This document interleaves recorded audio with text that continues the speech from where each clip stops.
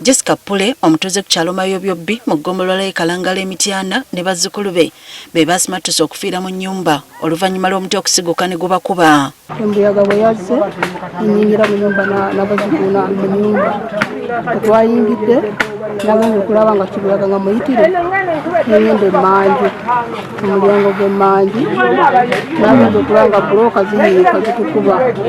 We tutuukidde ku nnyumba eno nga toyinza kukkiriza nti waliwo omuntu yenna eyasimattuse era nga Katonda yazzizza bibye. Ndi mu kubuyaana n'abazzukulu. Bano tubasanze abatuuze babadduukiridde nga bali wabweru. Ennyumba ssaako n'ebintu by'omu nnyumba byonna byayonoonese. Nsaba buyambi ebintu by'omu nnyumba sira n'ekimu kyenzigyeemu.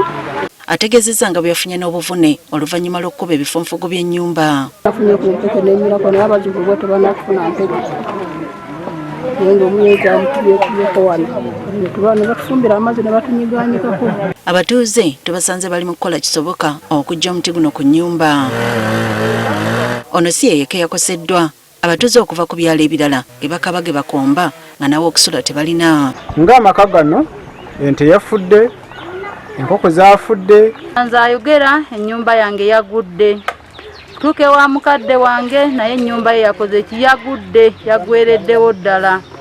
Ebirime byaffe byonna byasaanyeewo. Abaana baabasokodde mu bidongo mu mabulooka ente zaafudde. Enkuba eno yatandise ku ssaawa 2 ez'ekiro n'etonnyera ddala okumala essaawa 4 obutasirikamu. Kati gabuuse ne gagwa mu banneyiba mulimu omuzira embuyaga y'ekiro kwe gamba tetugirabangako bukya tuvaawo. Abatuuze basabye gavumenti okusitukiramu ebataase kubanga mu kiseera kino basobeddwa eka ne mu kibira. Tusabaga gavumenti ewulire omulanga gwaffe. Bannange embeera gye tulimu mbi era twayisiddwa bubi nnyo. Ebyalo ebyakoseddwa kuliko Buteba, Mayobyo A, Mayobyo B, Kyabagamule ne Busaato mu ggombolola y'e Kalangala mu disitulikiti y'Emityana.